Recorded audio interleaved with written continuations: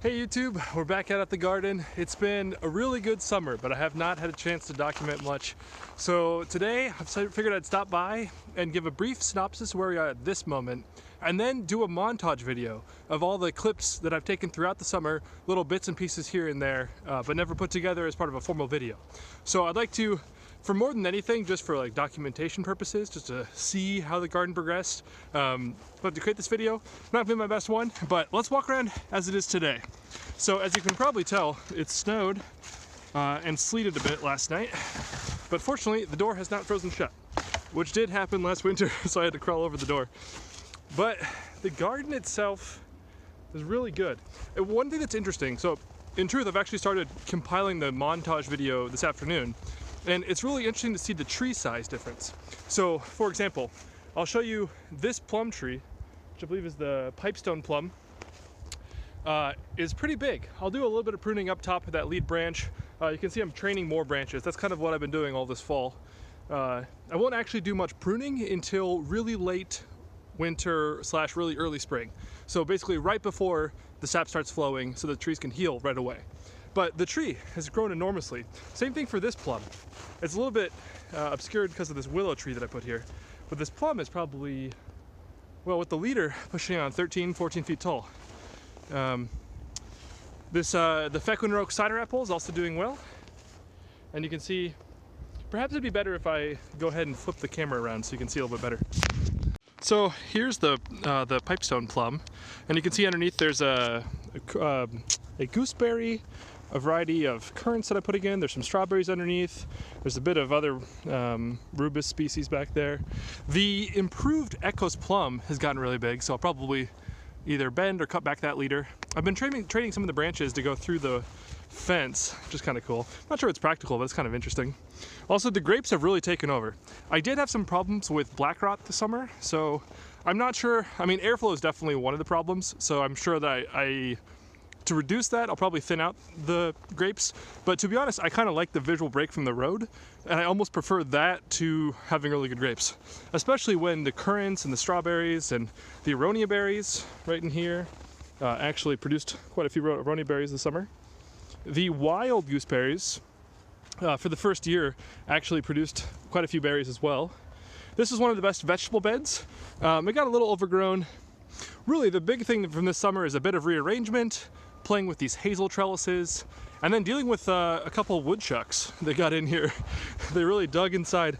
I've actually left one of the holes.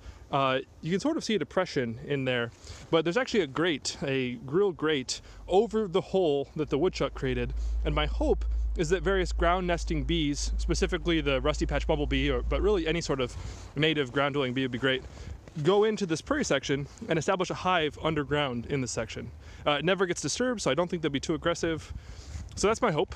I built a trellis in here and then also took it down, but it was a really good lettuce bed. Probably the best Swiss chard and various other greens, mizuna, spinach. I had a really good spinach bed next to this trellis over here. This is my favorite hazel trellis that I built this year, with a little bit of honeysuckle boughs up top. It worked really well for beans. It didn't work particularly well for peas because pea tendrils are like a really small branch strap around, so I might fill it in with either straw or really thin branches next year. On this side it worked reasonably well with tomatoes, specifically an indeterminate variety of yellow cherry tomatoes. Worked pretty well. Saw a lot of interesting green bees pollinating the tomato flowers in this area, so that was pretty cool. But yeah, this tree is going really well. You can see all of the twine that I have trying to train the branches. You know, 2 steps forward, 1 step back. I did break off one of the branches I was trying to train up at the top center. You can kind of see it in there. But I think it'll heal over just fine. There's a few more branches to get another layer up top, but they're a bit small at this point, so I didn't want to try to bend them at this point. But yeah, the apricot tree is going really well. I really like the branching pattern on this. I might take off a branch here and there, but overall I think it's really pretty and it's growing quite well. Underneath it, they got catnip and various currants in the back, a lot of strawberries, a lot of walking onions, just an intense polyculture, a few asparaguses, black-eyed Susans. This pear tree I put in this year, and at first I thought it actually had died, but then it actually this fall put out a second set of leaves, so I think it'll come back next year. And there's quite an intense polyculture at the bottom, catnip, black-eyed Susan, walking onion. I also made this, so in between the pear tree and this, I think it's a Lodi apple tree, I've made my primary asparagus bed. So I transplanted the bulk of the asparagus that was over there. I think I missed one just because it hadn't come up yet. But I transplanted it into here and also added a few more. So I think this will be a really good asparagus bed coming in the future. There's also a few strawberries to kind of cover the ground. And I believe I put a rhubarb in here as well in the fall. This 4-in-1 cherry tree has been interesting. If I were to do it again, well, especially if you have more than 40 by 40 feet, I don't actually think the 4-in-1 is the best strategy, because you can see the south-facing branch has grown more than the rest of the tree. And I actually took off a pretty big branch in the spring. So I took off this here, and so it was about this thickness throughout the rest of the branch, and you know, this just came out. So I'll take out a couple of those branches. I did try to graft them. There's a cherry rootstock over there and a cherry rootstock over there. And I tried grafting on some of these varieties onto them. Unfortunately, it didn't take this year, but I'll try again next year. I put in a second peach tree. Now, my best peach tree, and probably fruit tree in the garden is this large one here. Unfortunately, just because of the way, you know, paths work and the squares work, I'm 95% sure I'm gonna take off this whole branch come late spring. There's a couple other branches, like this one can kind of take its place here, and to a lesser extent the other one, but this is sort of getting in the way of the path. So if I'm walking, I mean, there, it hits your head right there. So I think that whole branch has to come out, which kind of makes me sad because it's a pretty symmetrical tree and just very beautiful, but it has to be done, especially when you're trying to get so many trees. It's a problem of riches in the garden. This Ayer's pear tree is doing really well. It has a very different growth pattern than, say, the apple tree, or especially the pear tree, or the peach tree, which just has a beautiful branching pattern. It's just like I've almost done no pruning. And even this branch, it's not a bad branch, it's just in a bad spot. But the pear tree is interesting because it wants to shoot up vertically. So left to its own devices, those branches would basically be vertical. And so I've been constantly trying to train them laterally. Even the ones that don't have twine on them this year, like for example the branch in the back there, that had twine on it last year. And then once it starts growing again, once again trying to go vertically. So it's sort of a challenge to get training in the right shape, but I think it should get easier over time. There's a big branch I'm training over here. This apple tree is really beautiful. I forget the variety, it's on the tag in there. But you can sort of see by year where I've pruned it. So here's the first cut, second cut, third cut, and then that's all this year's growth. So I've had this one. This is one of the oldest trees. This and the Ayer's pear tree were the only trees besides the plum in the corner over there, which is the very first tree. But they're the only ones that survived being eaten by rabbits that year. We lost a lot of trees. Basically, this whole row was in trees. And I've subsequently gone back and put the feckenrogue and the pipestone and this punacera? No, that's a cucumber. But this Hunza apricot. But this was one of the original ones, so it's a bit older. Currants, still impressed with them, especially the Menage Meru. So this is the Menage Meru. I've cut off already this year several different branches. Take a few more in the spring, but you know, it's easily twice the size as the other ones. Some of the other ones, I think maybe all the other ones are, or at least in this line, are actually improved American currants versus this is a European currant. But the European currant is definitely more vigorous. The blueberries actually did okay. I got a couple blueberries from this bush this year. I transplanted that one there. Then there was a really good deal at the store, so there's a new blueberry there, and there's a fourth blueberry here. And actually there's a fifth over there. So not a huge fan of blueberries, but oftentimes they're at closeout for like $5, so it's worth it. Oh, it looks like a deer must have jumped in. That happens from time to time, but I feel like they don't like the fact that it's closed in, so they usually leave. I don't see any browsing pressure. You'd see sort of like crushed stems. Bunnies clean cut it, but deer more crush them. So here's kind of this is what I used as a mosquito house this summer. It didn't work particularly well because almost immediately it started tearing, as well as the fact that you can't really do anything when you're in there, so it was a bit boring. What I came to was actually covering yourself in the mosquito net. You can get little head coverage, they get like a hat with a head cover or a whole torso cover. Both work great. So, because this is the most mosquito-y place I've been in Iowa, especially in high summer. So this is the new peach tree. It's growing well. It grew a lot better than that pear tree. So a lot of this is fresh growth. I might take a branch here and there, but overall I like the branching pattern. This is another new tree. I haven't put in very many new trees, at least I tried not to, but I guess I have 3. And I did move 1 apple out. So net 2 more trees this year. But, well, and that's if you don't count all the rootstocks that were in here. I took them out as well. But this is a pretty beautiful apricot tree. The idea is apricots are semi-self-fertile, but they should be better if you have 2. And this was a really good deal. It was like 20 bucks for a pretty well-established tree. You can see it's just kind of, it's heavily being trained right now. So hopefully next year it really takes off, and I think it will. I did a pretty major modification, maybe the most major modification I've done in the garden since I got the original layout. But I took out, well, this is basically 2 beds now, with 1 narrow walkway all the way down the middle. So it was the width of 3 beds previously. And so, kind of fun. The snow's covered it up, but there's a board, or a few boards that go down the middle. This was a nice strawberry patch this year, 2 peppers in it. Got a lot of good peppers out of this bed. It's probably the sunniest spot in the garden. So my idea, so let me go back to selfie mode.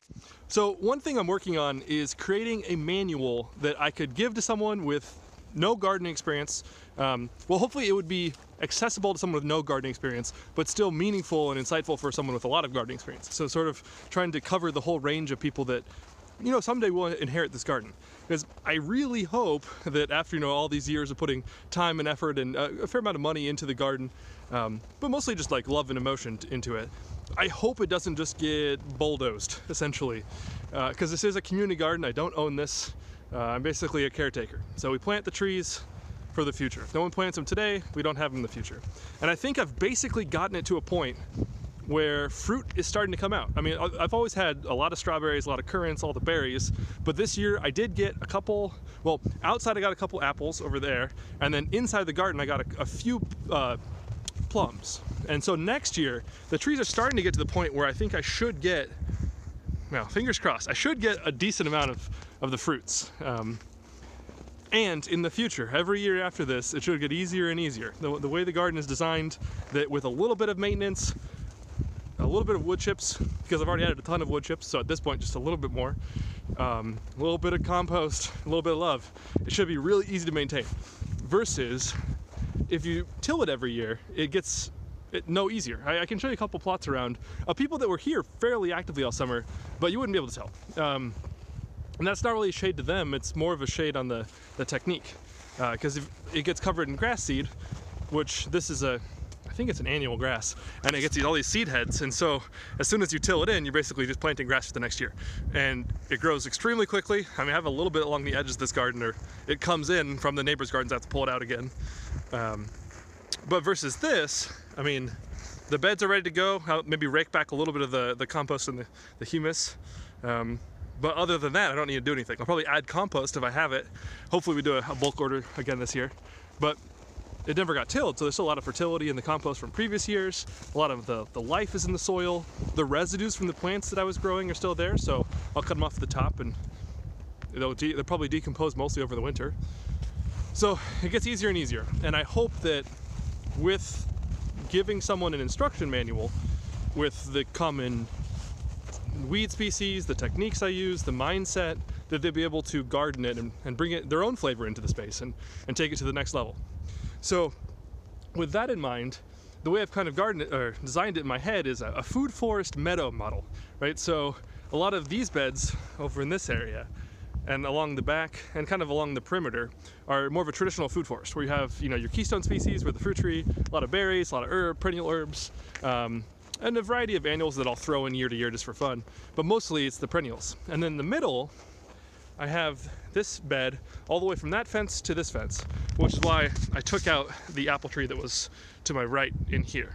I moved it to the outside. Actually, I moved it over there. So it's outside the garden over there now. But I did that because as the trees grow in, I want to make sure that I keep plenty of sunlight in the garden. So if the whole 40 by 40 feet had trees planted on basically a 4 square foot spacing, which is tiny, it would just be super claustrophobic. I mean, I might like it, but no one else would like it. So it'll be nice to have an open area that even as these trees come into, say, the size of this peach tree or a bit bigger, we'll still have plenty of space in the center area for growing annuals, which, you know, you gotta have annuals in the garden, and also just to keep it airflow in the garden, keep sun coming into the garden, just making it much more enjoyable space to be in.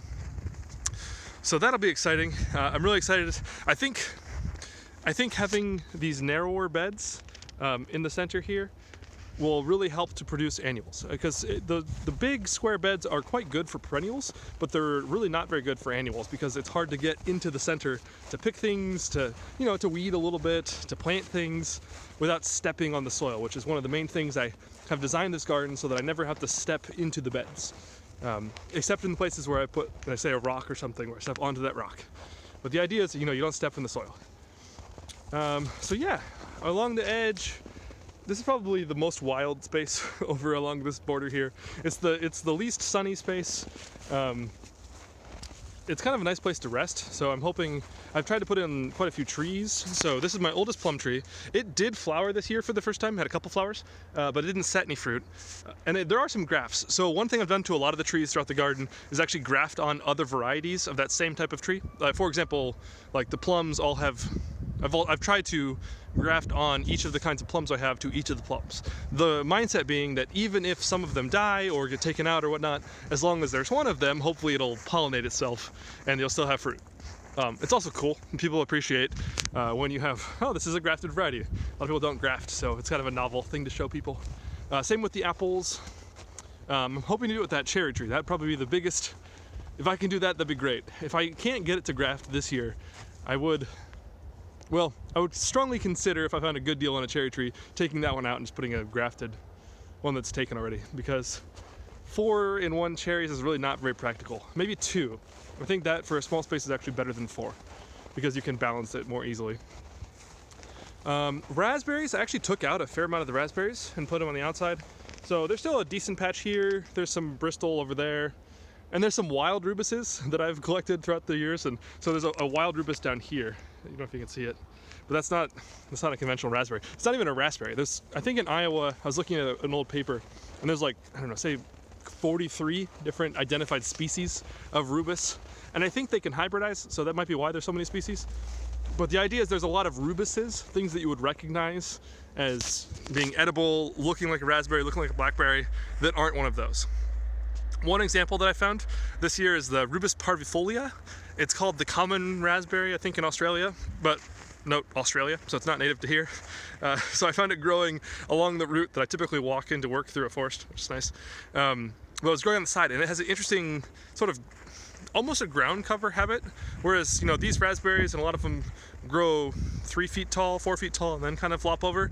These grow maybe 2 feet tall and then flop over to about 1 foot tall. And they have really good berries. They're quite tasty. So I initially brought some into the garden, and then I finally figured out what they were and found out they're invasive, or at least like purported to be invasive.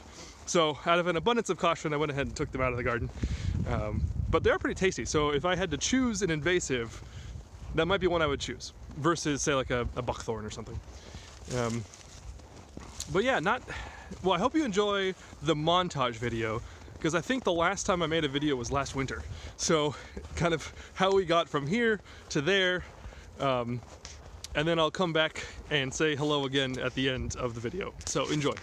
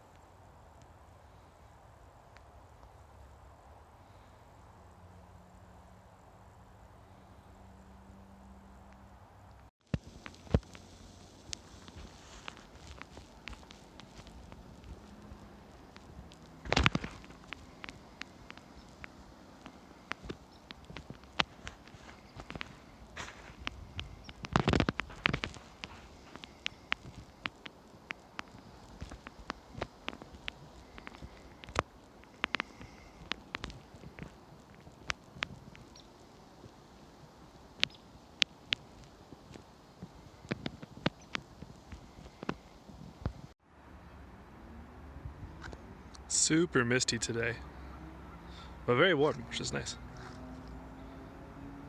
It's like still water.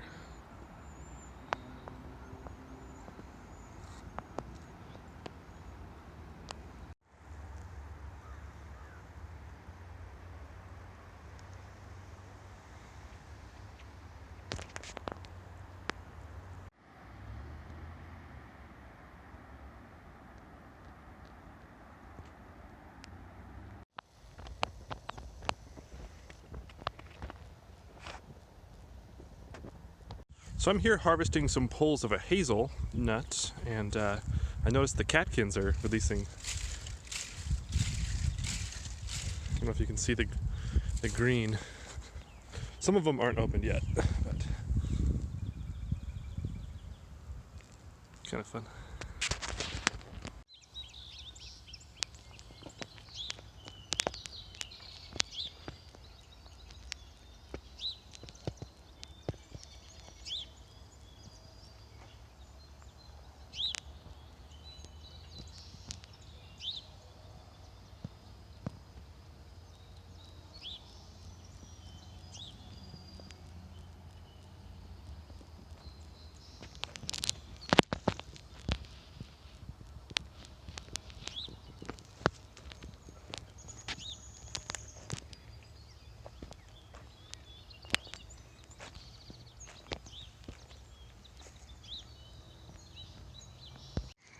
We just got some hail that came in, a lot of really heavy rain, so kind of interesting to see.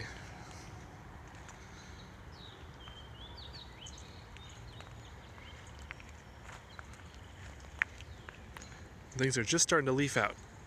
Notice the currants and the strawberries, some herbs, the honeyberries here. Start to see some buds. Maybe not.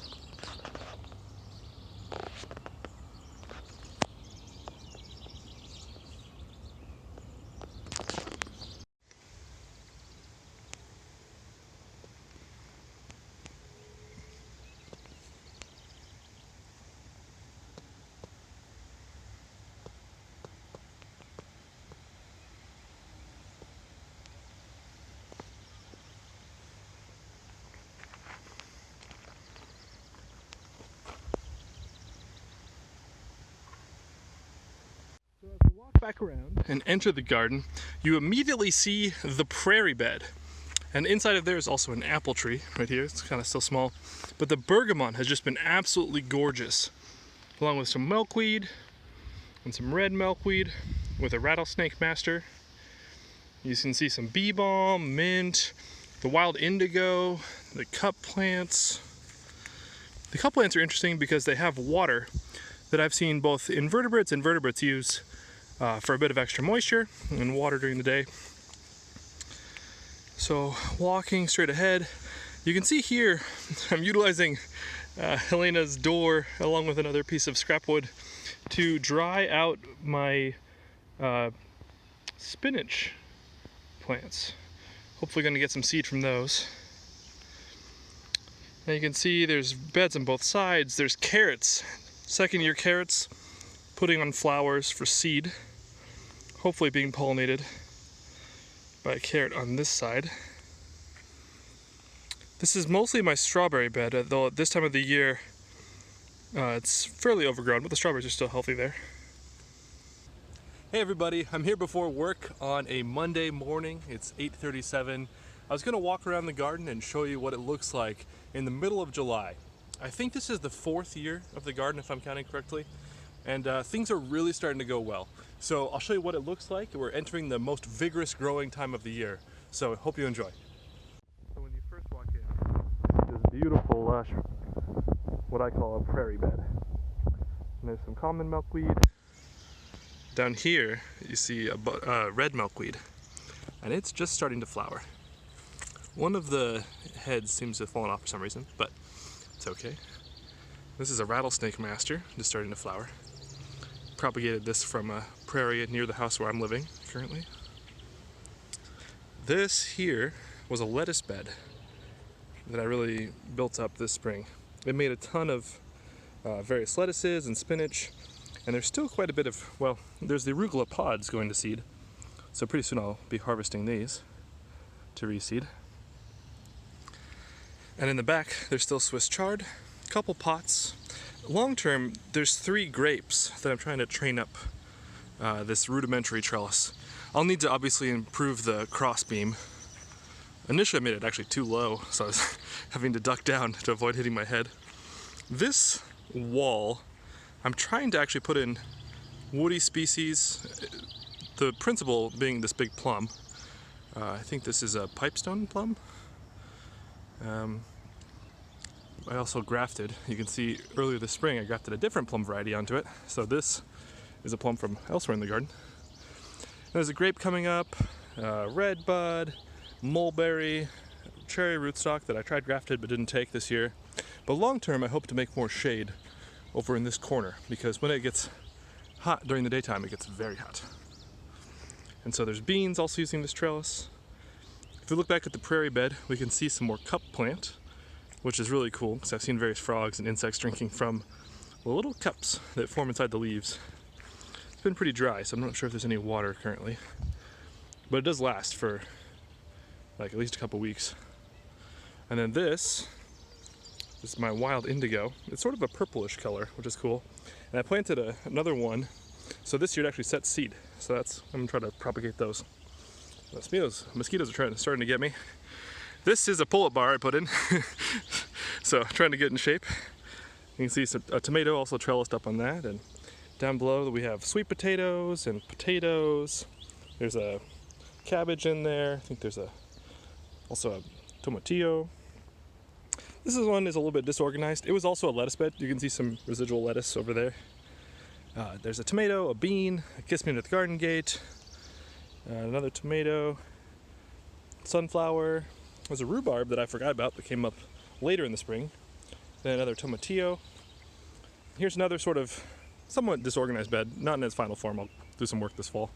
But there's an apple tree with a jostaberry, sunflower, various tomatoes.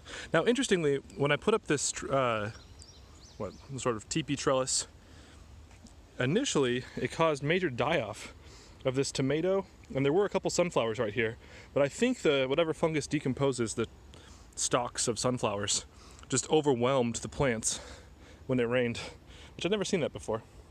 then over here is an apricot rootstock that I tried grafting onto this year, but it didn't take. But now it has a nice little, like, 4-column structure. So next year I might try to put 4 different apricot grafts onto this. Let's put a comfrey, another cabbage. Now this was really nice. Well, currently it's beautiful because of this second-year carrot starting to go to seed. And the small type of bees have just been all over this. And you can see some of the heads are actually stopping to flower and actually going to seed now.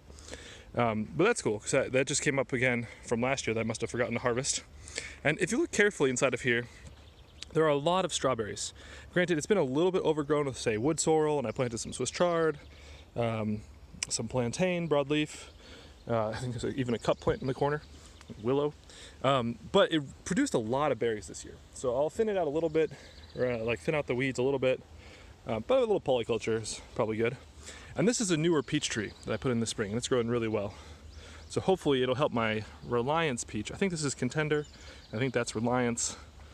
They're supposed to be self-fertile or semi-self-fertile, but they say with more trees you get better pollination. So moving over to this bed, the best thing here is this beautiful honeyberry. This is a 3rd-year honeyberry, not sure what variety, but it produced reasonably well this year, and I think it's just going to keep getting better year after year. But just the growth on it is so good. And you can't see it, but underneath I'm stool layering. Yeah, it's too overgrown. But take my word for it, down there, I bent down a branch and put soil on top of it to propagate it. This is a cherry rootstock that I also tried to graft. It didn't take this year, but just letting it grow again, and then I'll try again next year to hopefully get a cherry overstory.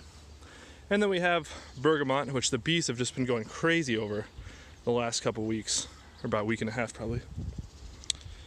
Over here I built a mosquito house, or like a house to protect me from mosquitoes when I just want to sit and read a book or play on my phone. And then this is a hanging basket that I picked up at Aldi for about $3. You can see there's a cucumber, a Punacera cucumber, and a couple walking onions I threw in there too. Mostly cucumbers. There's some potatoes down there. Down here there's a Hubbard squash that I just recently took off the cover because I was trying to protect it against the squash borer vine. But it was taking so long because I kept finding squash borers around in the garden that I figured if I didn't take it out of the protection, it wouldn't get pollinated.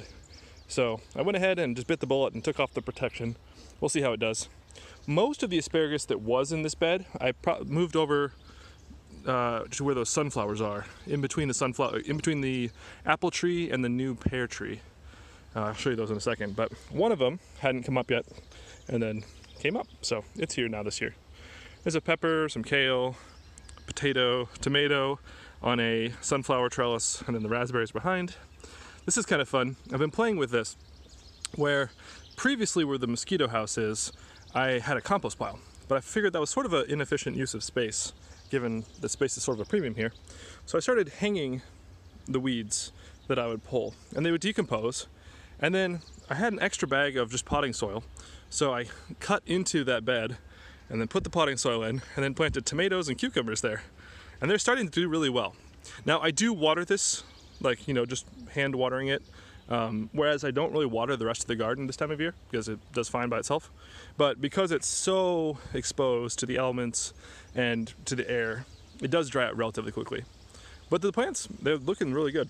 And so I started building a second one that you can see I put in an additional layer of chicken wire to make it even bigger. And then I dug out the fire pit at the house I'm living at and got some nice well, just at this point, really charcoal, a bit of soil in there. But I figure with all of the organic matter, and then I'll probably put in some worm castings or some other nutrient-rich material, compost, before I plant anything in there. But that should be another even bigger bed that should hopefully not dry out so quickly. And I'm not saying this is the best way to grow by any means, although it does seem pretty good for cucumbers, but it does maximize my space. Whereas this was sort of an underused area.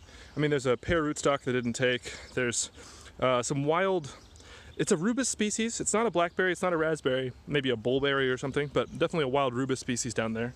I can show you, it's actually making fruit right now. I ate a couple of them yesterday, but you can see those. Not exactly sure what kind this is, but I think I brought it from a disturbed site at some point.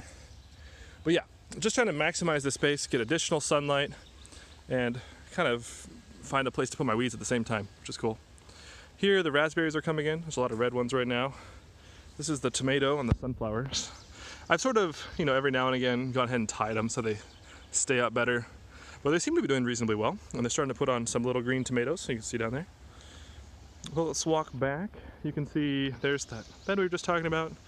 Here's the jostaberry.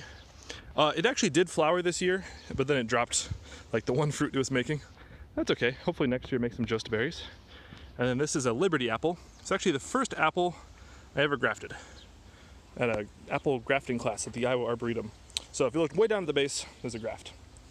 Now, if we go back over to this beautiful peach tree, it did flower this year, but mostly all the flowers did drop.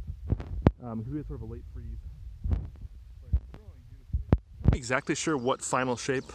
I might actually take out some of the upper branches to make it smaller. Peaches are one that are really only marginally hardy in Iowa, but they're beautiful. It's one of my favorite trees. And then there's a really radical polyculture going on underneath. So there's a willow, asparagus, looks like a bergamot, coneflower, squash, tomato, I don't even know if I planted that one, black-eyed Susan, and then we have some more trees, like a mulberry, willow, silver maple, cup plant, a whole variety of, you see some organic compost fertilizer that I threw in. I haven't washed it off yet. Some more bergamot. I've been tying up the stems of, there's a gray-headed coneflower and the bergamot onto the tree just to keep it out of the walkway to some extent. At this time of year, I mean, it's a little bit unavoidable that you're going to lose a bit of your walkway, which is fine. I kind of like the seasonality of things growing crazily and then the winding down of the season. But it's a beautiful tree.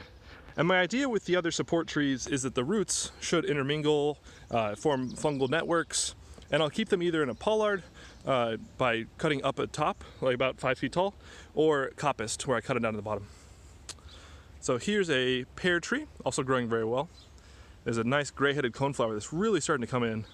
And they're interesting because they send up their petals, and then they start to fill in. You can see here, where it starts developing the actual little flowers with pollen up from the base towards the top. And there's a honeybee drinking from them, which is pretty cool. Or sorry, that's not a honeybee, just a native bee. Here is one of my apples. Now this one I actually bent over pretty aggressively, which is kind of interesting now. It was more of an experiment than anything. But I would say now it has about like 10 leaders, all trying to go up. So it should be a sort of an interesting, bushy apple. We'll see how I decide to prune that later. A lot of sunflowers. There's some spinach that's going to seed. I have another bed, or platform where I'm drying out spinach seeds. And if you look inside of here carefully, you should be able to see asparagus. Yeah, so there's some asparagus. So eventually the middle between that apple tree and this new pear tree, which looked really bad, but now starting to make some new growth, which is nice. And I gave that some sunchoke, some catnip, some black-eyed Susans.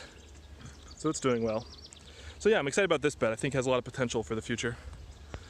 In the back there, we have one of our original apple trees. I forget what kind it is, but it's an apple tree. And beneath that, we have a horseradish, and that's actually a blackberry that I cut out last year, thinking it would just kill it. But it came back, and I'm just leaving it as a coppice for now. I'll probably coppice it again this fall, or leave one stem to form a pollard. There's some cup plant in the back, or sorry, some Jerusalem artichoke, rather. And there's my apricot tree, which is doing really well. It's the first year it's growing, or maybe the second summer it's growing here. And there's some strawberries down underneath. There's a potted pepper. And inside of there's actually also a blueberry. It hasn't produced yet, but that's okay. And if I go over here, there's a variety of currants. This one, I think it's the Menage Meru, is doing really well. It's probably my favorite one. And the other ones I think are actually improved American varieties. So here, and then here, here, and here. At least some of them are. Because the flowers are very different, and the fruit is pretty different, and the smell of the leaf is different. But this is definitely the best. I think I might actually end up taking out the other ones, keeping them in pots somewhere, not getting rid of them, but then just allowing this species to propagate and be the dominant current. And then down below, we have blueberries. Oh, sorry guys, I'm eating my mosquitoes, so I'm trying to fend them off and not shake too much. But there's a blueberry, made a couple this year. There's a blueberry here. I put in the new blueberry right here. I'm gonna go ahead and stop it for a second because I think my camera's gonna crash. Okay, I'm back, but it's starting to freeze frames, so wanted to make sure I didn't lose the whole video. In the corner, there is a grafted pear tree, which is pretty exciting, right in here. Actually getting pretty tall. So that will be a good pollinator for my pear. A couple pots with tomatoes in them over in this area.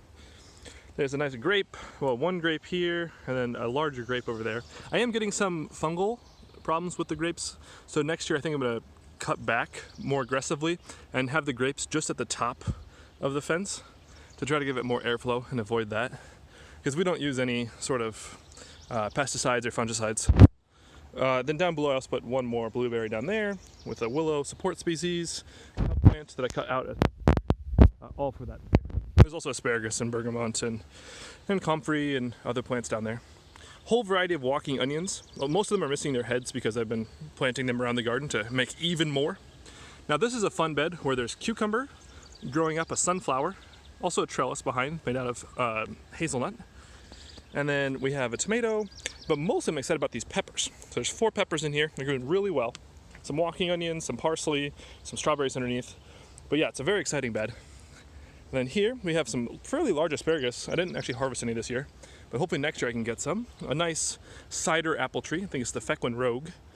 And there's some strawberries underneath. Here we have a really nice plum tree. It flowered this year but didn't set any fruit.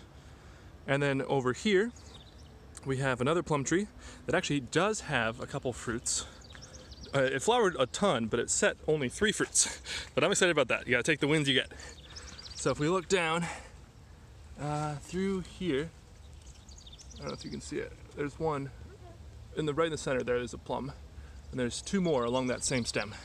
So that's exciting. There's some milkweed, also some beans climbing up a string onto the species. And then here's another annual bed. Got some cucumbers, a lot of what do you call it?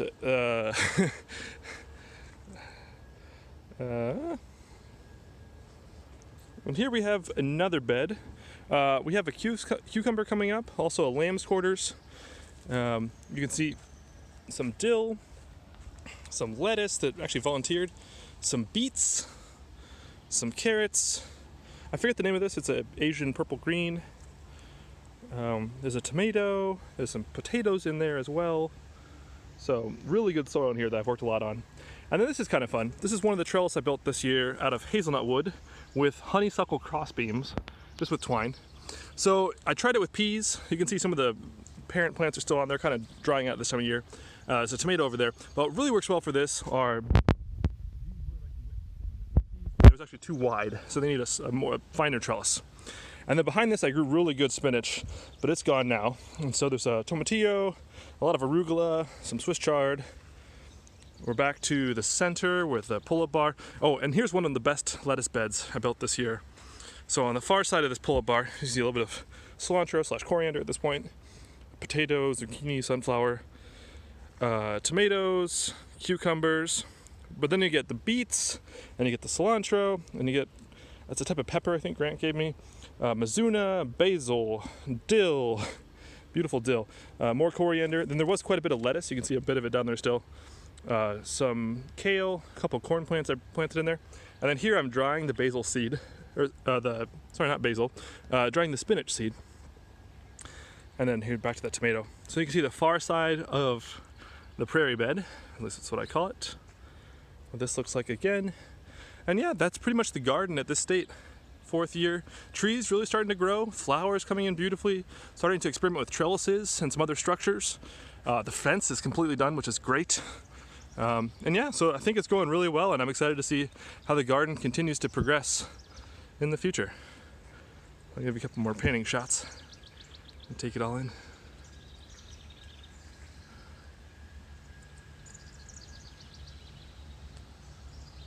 Hey there, I'm back the next day. It rained last night, so I figured I would do a little quick walkthrough and show you some areas that we may have missed yesterday.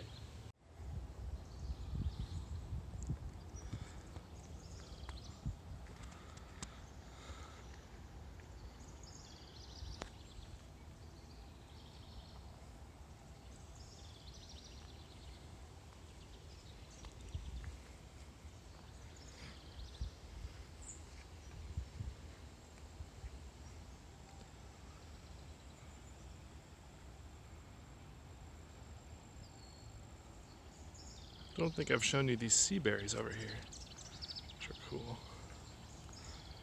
Female, male, Swiss chard, and this is up.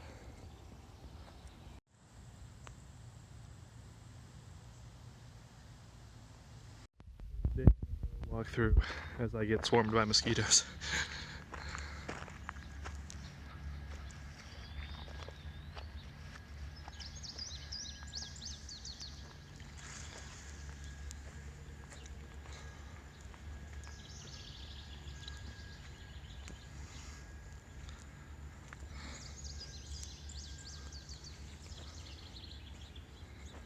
I don't know if I pointed these out before, but there's two service berries in here.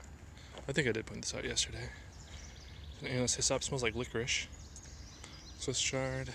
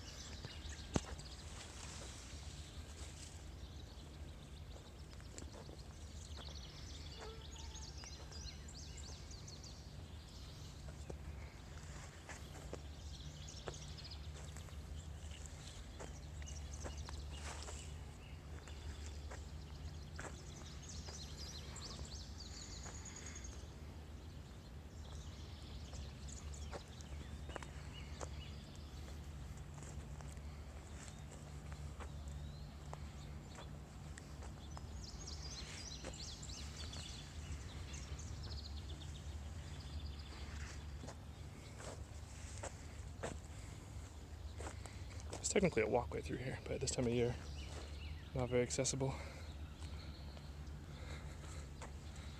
And yeah, that's pretty much the garden at the moment.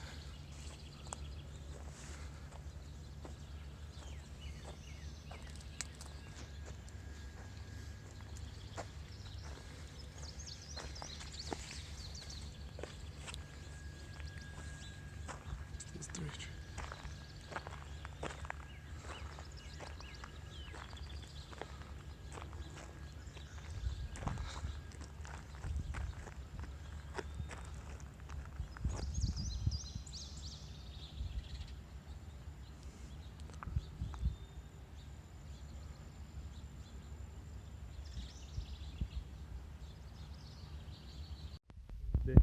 Walk through as I get swarmed by mosquitoes.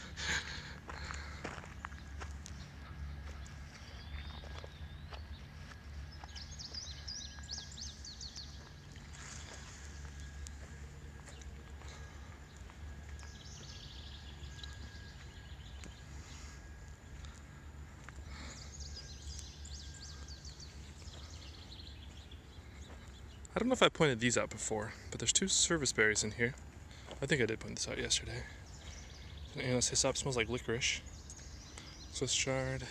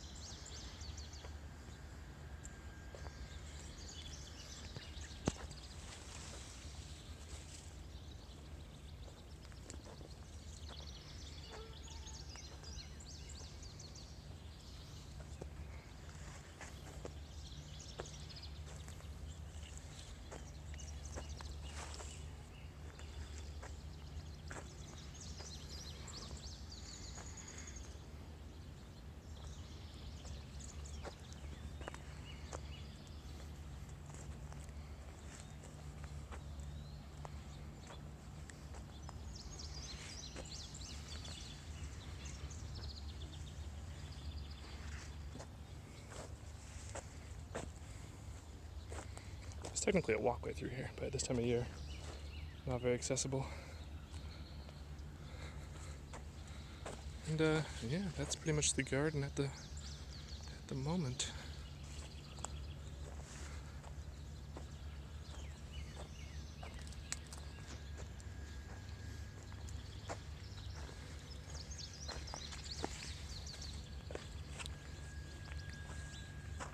These three trees.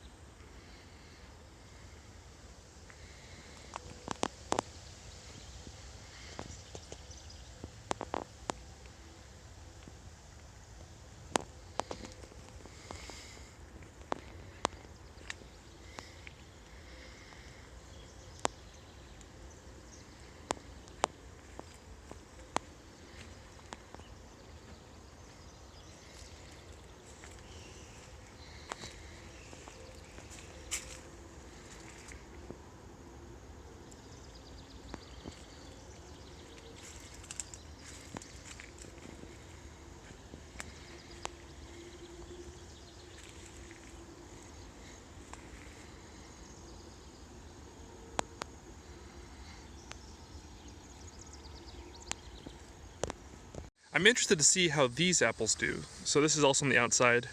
The apple tree is right over there that we were just looking at. And it's sort of my take on the Ruth Stout method because we have a lot of wood chips here. I'll just pan over to the wood chip pile. There's a couple different piles of wood chips the city has brought. And so I added a bit of compost and used the wood chips as the nitrogen source. I think it's going to work pretty well. Actually, let's go ahead and pull one up, see what happens. Oh, so I'm on the backside now. Looks like my little hanging basket experiment did not work very well. We got a couple little cucumbers out of it. I guess you can see a couple tomatoes. We'll see if they'll ripen up just by themselves. But supposedly it hasn't rained for over a week, and that seems like it did it in. But I have the upgraded version to the right. You can see it's a lot bigger. I'll put more soil on the inside. There's actually some there's some charcoal and fire pit residue. So I'll add some more nitrogen, some other like macronutrients to help the plants grow. But hopefully that grows a bit better. The grapes I'm actually pleasantly surprised by. I mean, there's definitely some of that rotting fungus. So this will make maybe more of the berries fall off in the time, but hopefully I'll get some grapes, and there's quite a few clusters. And then down beneath it, looks like bergamot's doing okay. Inside of here, there's some rootstocks, some pear trees. There's a few potatoes, so that's what's over here. And I bet those will be ready to pick relatively soon. That's kind of down in that extra bit of compost. You can see at least one apple growing in there. Might be a couple more, but in the center there's an apple growing.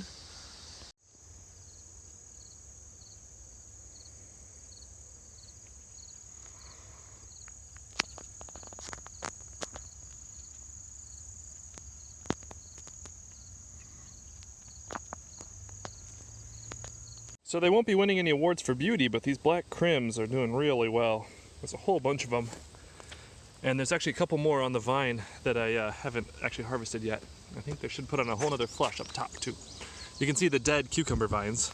There's a pretty established one down there that I probably will save for seed. I mean, on the one hand it did die pretty early, but on the other hand it did make some cucumbers before it died. And in this garden we might call that a success. So, kind of interesting.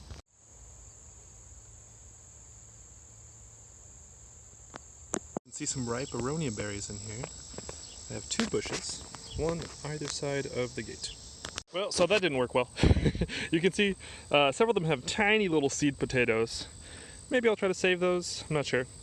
But real small. And you can see relative to the potato we put in, which is sort of rotting, which I mean that happens, but tiny little potatoes on all of them. I didn't see any big ones. Now, what I know I did wrong is I didn't actually put these in contact with the soil.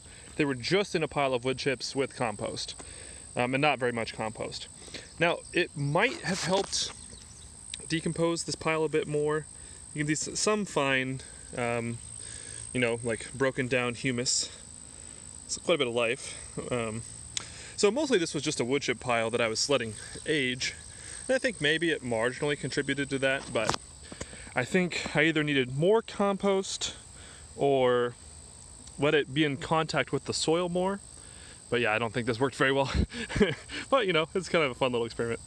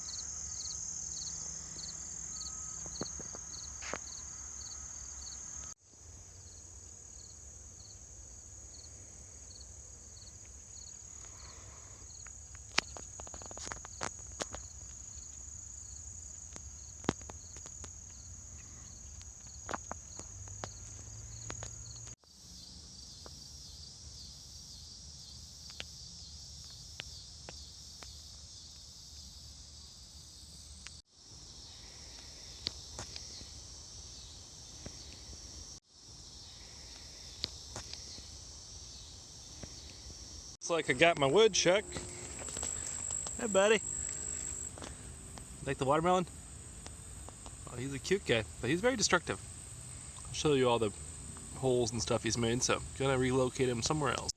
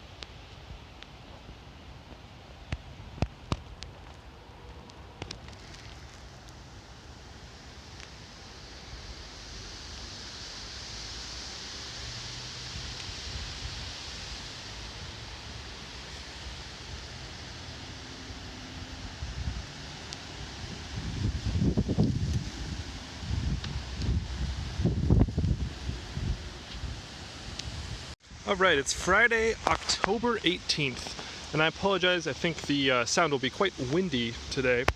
We have a very warm, it's like 65, maybe 70, after being quite cold for quite a while. So this is the garden at the end of the season. We had our first hard freeze last weekend, and had a couple more hard freezes this last few days. So I've been going through and cutting out some old stems, trying to cut more than pull out, just to leave the roots in the ground and hopefully add more carbon. Pulling out where it's applicable. Moving strawberries around. I actually just planted this apricot tree today. It's a moon gold apricot with some strawberries and walking onions and one borage plant underneath it. So this is exciting because I actually had a rootstock apricot there, but none of the grafts took, and I really want to make sure I have good pollination for my Hunza apricot at the other end of the garden. So this peach tree is also coming in really well this season. It grew really well. You can see beautiful foliage, and compare it to my Reliance peach, which is behind this willow. Just a beautiful tree. I think it's only been in the garden for 2 years, and it's just grown terrifically. And compare that to the pear tree, which has been here for 3 years maybe, and it was damaged one winter quite badly, but it's growing well, but not quite the same level of vigor as this peach tree. There's a nice apple tree. I'm now working on the third tier of branches, which is kind of fun. You see that there. I'll probably cut back the leader, or actually potentially even leave it, but it won't let it get much taller than a fourth tier, where that small secondary branch is coming off of, because I want to make sure I'm considerate to my neighbor to the north. So here's the other apricot tree with a Jerusalem artichoke coming up behind it. So the shorter one with more leaves is the apricot tree. And underneath it, there's quite a few different species, but there's quite a few strawberries, which is what I'm really trying to maximize around the garden right now. If you kind of look, there's strawberries that I put in everywhere. And here, this is pretty fun, there's a apple tree. I think this is the Lodi apple tree, and I put in a second pear tree. You can almost not see it because I've tied in quite a few black-eyed Susans and other plants around it. So hopefully this winter give it some sun shade so it doesn't get sun scalded. But that's a pear that hopefully will help pollinate that pear.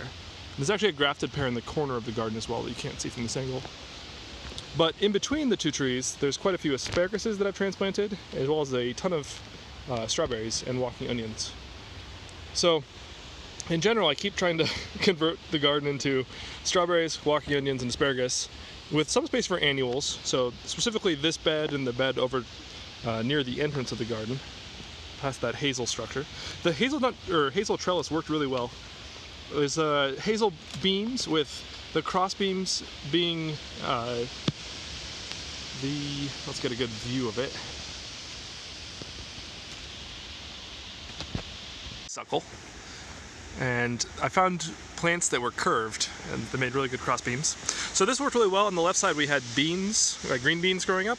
And on the right side I had various tomatoes. And my plans for improvement next year aren't that much, except for planting the tomatoes closer. I planted several of them kind of far away, and it made it harder. And then probably also putting one tomato plant at each main post, because I had one main tomato that I had to kind of train across the whole trellis, which took more time. It worked eventually, but it took more time. And the prairie did really well this year. The interesting part was a woodchuck burrow. And it's partly closed up, but I left the actual hole in this section, and I put a grill grate that I already had, and then put rocks around to kind of hold back the material that had been pushed up, along with additional wood chips. But I'm hoping that there's some native bumblebees. My dream would be the rusty patch bumblebee, but I hope they use this next spring as their den, because they look for holes in the ground, and I think this would be a perfect hole for bumblebees in the native prairie patch. So I'll keep you updated, see if anything happens there. But I'm very excited about that, because it gives some more, texture, variety in the garden. But it's doing great. These beds did well. You can see some of the evidence of the woodchuck pushing up soil. So there's quite a bit of soil exposed. I've laid a lot of the Swiss chard on it to keep it from being sun scalded. There's some millet that came from birdseed that I threw around last winter, and I left it for the birds this winter. Alright, left that plant. So yeah, overall I'm really happy with the progress this season. The trees are getting much larger, and I'm hoping that they're going to put more fruit on next season, or maybe even the year after, but, patience with trees.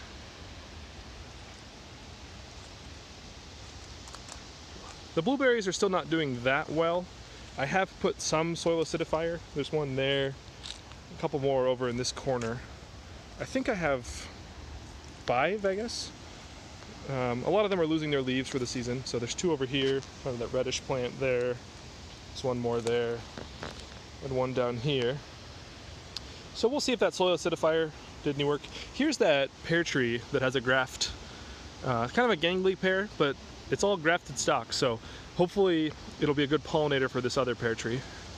The raspberries did okay. We got quite a few raspberries. There's still a few on the plants this year, so that's been fun. The grapes did reasonably well, but a lot of them fell off due to black rot. And so there are organic pesticides, like sulfur compounds essentially, that can help avoid the rot. I think I mostly will not do that, at least at this point, because I have so many other fruits that work well. For example, the currants, like here's a currant here.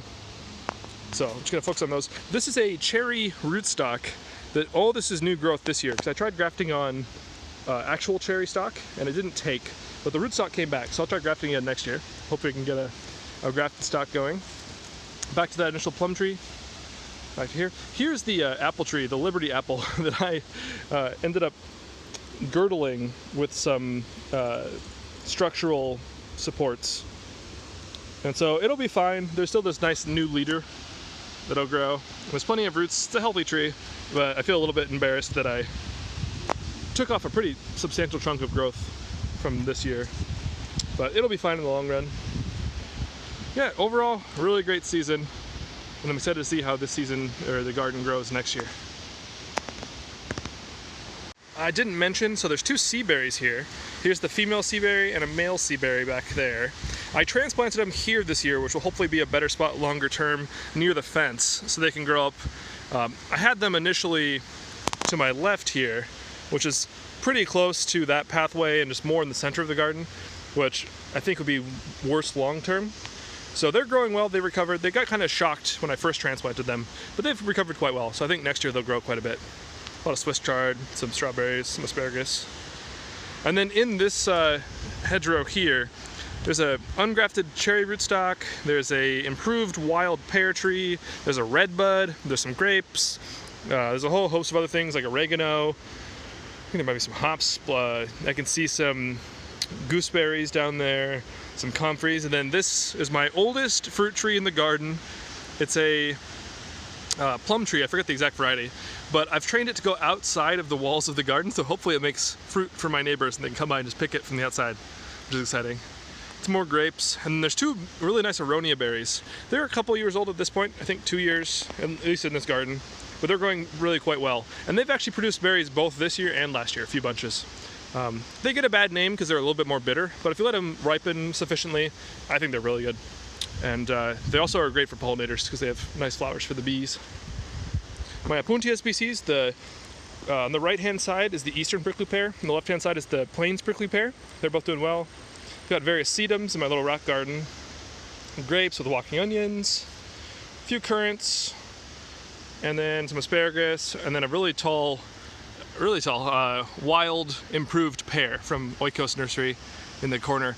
I think I might either bend it down or cut the top off or something to manage its height, because it's really growing quite vigorously. And it's on the north side of the garden, so I don't want to shade out the neighbor's garden. And this is the only plum tree that's actually produced fruit for me so far. And it produced 4 fruits this year and 3 fruits for last year. So really good. Very different growth habit than the other plum tree here though. And even then from the 3rd plum tree, which is interesting. So even though they're all, I think all 3 of them are Japanese American hybrids, and they have very different characters. It's interesting. And then my Fecwin Rogue cider apple is over here, and it's just a gorgeous tree. I've trained the branches quite well, so they're kind of sticking out. I had to get a kind of a strange leader because there wasn't one perfect leader, but this branch is now acting as the leader. And it's got nice branching to it. I'm just really happy. Kind of a slow growing apple, but very pretty tree, and I'm excited to see what it tastes like. And underneath it, we got the red light currant, pretty big patch of asparagus in there, and then quite a few strawberries down here. And then there's a whole host of species kind of bordering the edge here. Now there is a variegated comfrey. I'll go show you that. So here's the variegated comfrey. It looks pretty sad because it's been frozen a couple times. but these were, you know, completely turgid recently. These is kind of an interesting variegated phenotype. And I don't know if that's due to a virus or just a gene mutation or what the reason is, but it has an interesting variegated phenotype. And then along here, we see several small service berries. There's the largest one. So hopefully someday these will be more of a windbreaker on the north side to keep the cold winter air from just roaring through here. So that's exciting. Hey everyone, so I hope you enjoyed the montage video and get a sense of all the steps and all the time and all the fun that's been had from last winter to the present. This coming year I'm excited. I have a new gardener that's going to garden with me from the Sustainable Agriculture School at Iowa State. So I'm excited to work with him. He hasn't come seen the garden yet, but I think he'll like it. We'll have new things, new progress, probably new challenges, new failures, but I'm excited and the garden is doing great. So I hope you come back and enjoy it. Keep joining me on this journey.